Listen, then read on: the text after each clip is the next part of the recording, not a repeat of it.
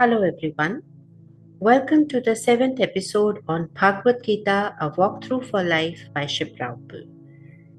This episode is dedicated towards presenting the 11th chapter, Vishwarupa Darshan Yoga, and 12th chapter, Bhakti Yoga, in a nutshell.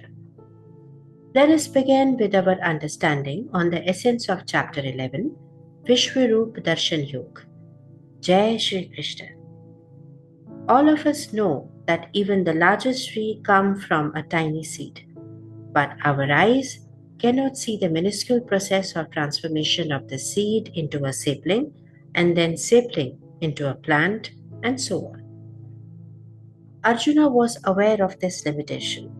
Having heard about God's vibhutis or grand expressions in the prior chapter, he desperately wanted to get rid of this limitation. In response to his request, Sri Krishna granted him the divine vision that enabled him to see the universe without the limitations of time and space. Without the limitation of time and space, Arjuna could see the seed, the sapling, and the tree, and all the other trees in the universe all at once. There is a Sanskrit word called rupa, which means form or appearance. One of the biggest spiritual or religious debates among great thinkers has gone on for centuries over a question whether God is personal or impersonal. Some argue that accepting a personal form of God amounts to human-like projection of our qualities onto Him. Sri Krishna is explaining the concept of source versus reflection. And this passage is explaining how Sri Krishna as a god exists and which of his form comes first, personal or impersonal.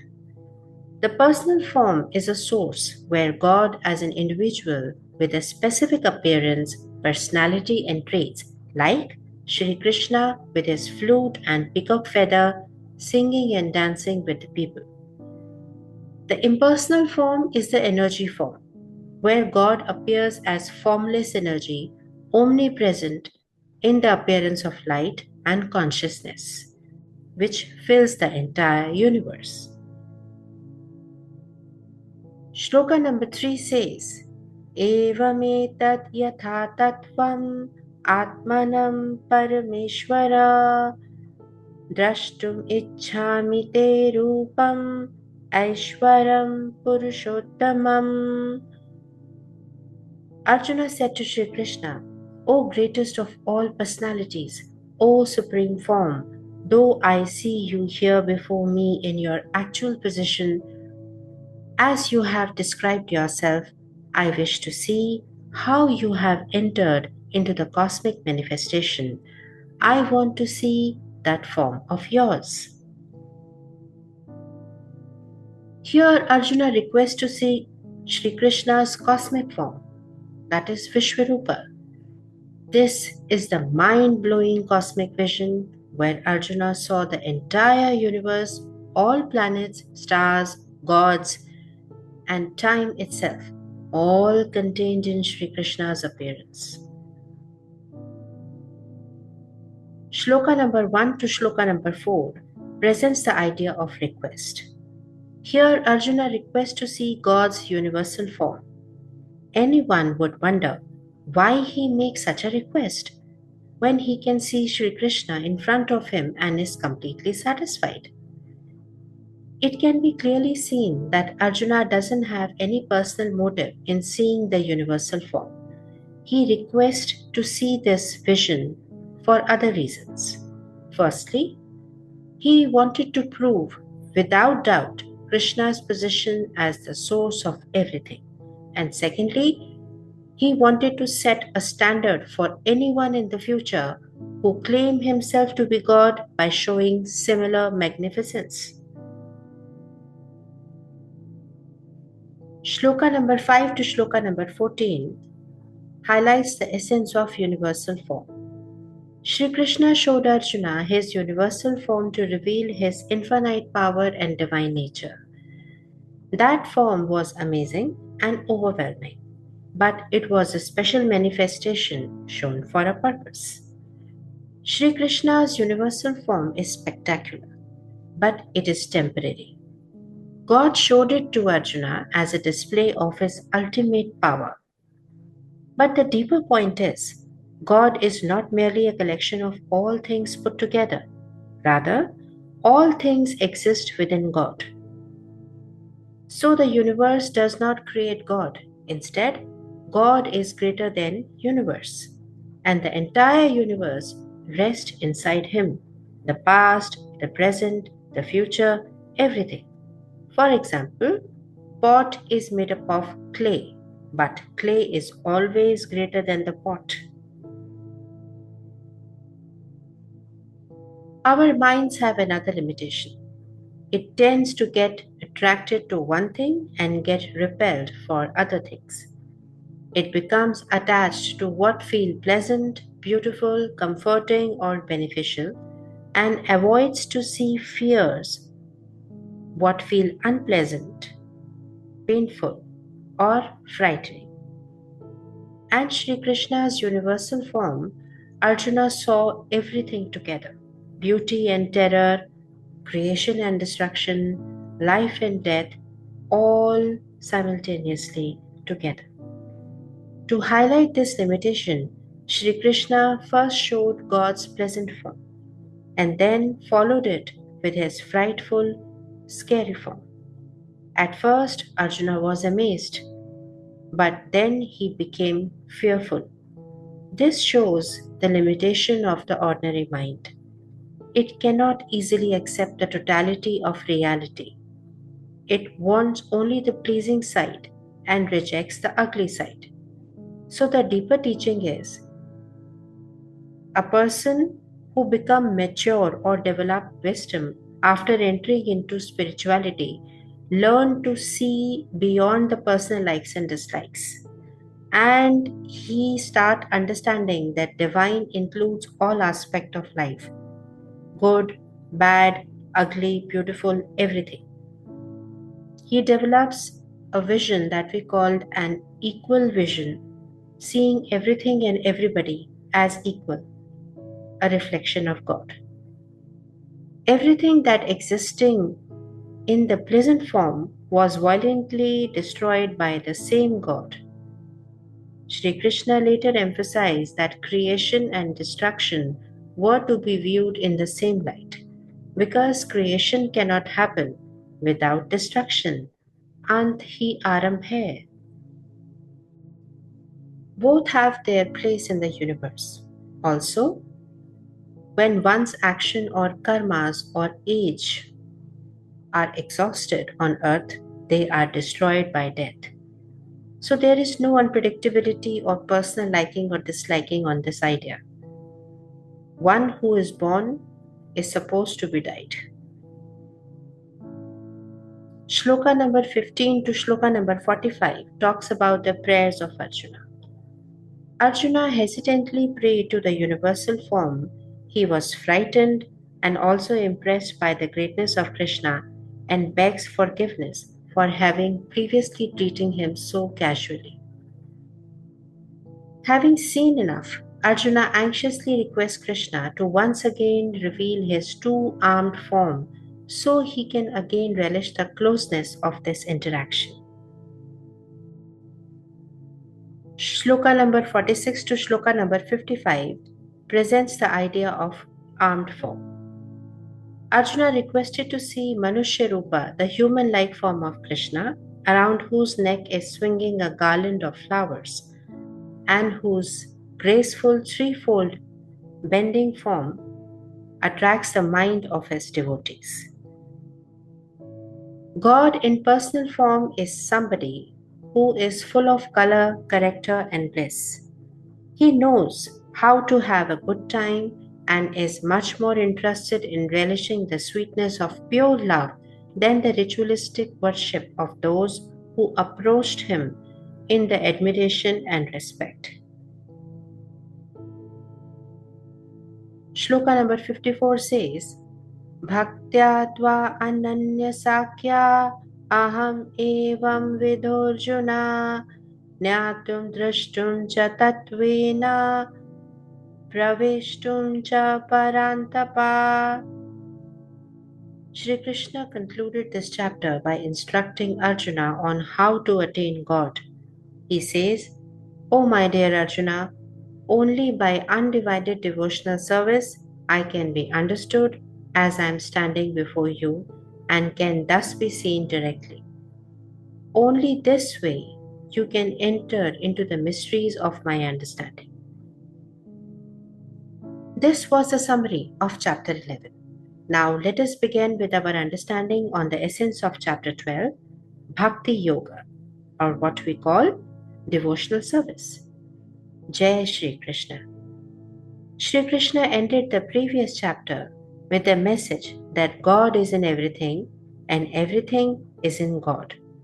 But since our senses see the world and not God, we need a way to constantly be aware of God's presence. Till we reach to a state where this happens effortlessly, Sri Krishna asks us to take up the path of bhakti or devotion, where we constantly abide in the faith that God is in everything and everything is in God. Although chapter 12 is the shortest chapter in Bhagavad Gita, it contains essential wisdom which comforts the heart of the listener and of the reader. The seed of Bhakti Yoga was planted at the end of 11th chapter and is expanded in this chapter. Bhakti Yoga discusses the path of devotion, the stages one may undergo to achieve it, and the qualities of the devotees who have perfected it. God essentially means the supreme controller, but in this chapter we gain insight into the more cherished aspect of God's personality and the nature, character, temperament of the devotees who's fully in love with Him. Shloka 12.2 says, Shri Bhagavanuvāca Mayyaveshya mano yemam Nitya upasate Shraddha parayo petas Te me yukta tamamatha. The Supreme Personality of God says, those who fix their mind on my personal form and are always engaged in worshipping me with great and uplifting faith are considered by me to be most perfect. Shloka number 1 to Shloka number 7 presents the idea of God's reality, the true nature of God. In response to the question asked by Arjuna, Shri Krishna again picks up the discussion of absolute truth, and or we say the formless appearance of God, what we call Nirakara. The idea of the person and formless aspect of God appears repeatedly in this chapter, and people often wonder as why this topic is important. It is important. Take it this way. We humans by nature seek happiness, also known as Anandamaya Abhyasat. Real happiness is experienced through loving relationships. Every relationship needs three things. That is, first is the person who give love. Second is the person who receive the love. And the exchange of love in between the two as the third thing. In the formless aspect of God, the idea of the complete oneness removes these three aspects and therefore cannot offer the fullness of real happiness as per human definition of love. Shri Krishna explains that the personal approach to God through Bhakti Yoga, or what we say devotional service, is more practical in the immediate term, and it is more fulfilling in the long term. While those who tread the impersonal or the formless path in spirituality undoubtedly receive spiritual merits, their progress is slow, their progress is difficult, but it is permanent. Thus, one reason why worlds see God in personal form so they can approach Him personally one to one. Shloka number 8 to Shloka number 12 presents the idea of options. Here, Sri Krishna shows his kindness and understanding. After explaining Bhakti Yoga as the highest path, he also gives another spiritual option for those who may not be ready for pure devotion immediately. These gradual steps towards devotion include disciplined spiritual practice, performing daily work as worship, and gaining spiritual knowledge. Shloka number 13 to Shloka number 20 represents the idea of devotee's nature. As one bored onto the spiritual journey, they begin to develop saintly qualities. Shri Krishna concludes the chapter by illuminating the nature of perfect devotees. They demonstrate qualities like tolerance, determination, satisfaction, equanimity of mind, and their purity of consciousness is clear to all.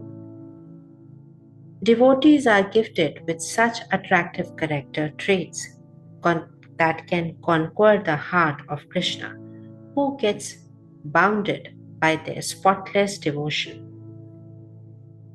Such are the dealings within the mystical kingdom, where even the unbeatable Supreme Controller becomes a captive of love. Shloka number 20 says, Ye tu dharmyamritam edam yaktotam paryupasate shraddhadhana mat parama bhaktaste tivame priyaha. Those who follow this impersonal path of devotional service and who completely engage themselves with faith, making God as their supreme goal, are very dear to Krishna. And here we complete the summary of chapter 11 and chapter 12. It is important to note that there are many schools of thought and perspective when it comes to the understanding of Bhagavad Gita, and the information presented here merely scratches the surface of the topic. This podcast presents the microscopic fragment of the broader knowledge of this great epic. Connect with me to get the deeper insight on how the shlokas perfectly resonate with the current situation in your lives and how we can apply the teachings of Bhagavad Gita to transform our lives. First few people can book a free session on the critical aspect of Bhagavad Gita for the long-term success. Share कीजिए अपने experiences, अपनी growth मेरे साथ on Bhagavad Gita, A Walkthrough for Life by Shipra. Thank you. No one's life is perfect. We are all born to experience the imperfections and sufferings. But imperfections and sufferings are all about learning, no? How would I evolve if I don't suffer? How would I enhance my understanding on life if I don't suffer? How would I educate myself if my imperfections don't bother me? Imagine a life where everything is fair, then what's the learning? Imagine a life where I get what I want, then where is the evolution? Why should I work hard when everything just go my way? Well, growth is a consequence of going against the gravity, and going against the gravity invites sufferings. Is there a formula of utilizing the perspective of pain to grow? Like we say, pain is inevitable but suffering is optional?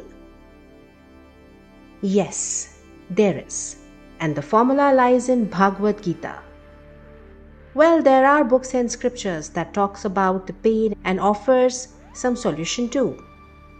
Because every book has detail, but Bhagavad Gita has principles.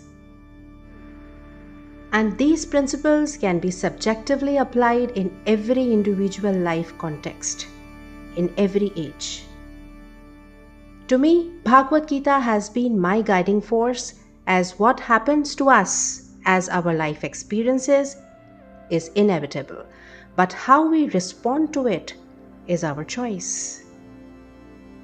Namaskar, I am Shipra Uppal.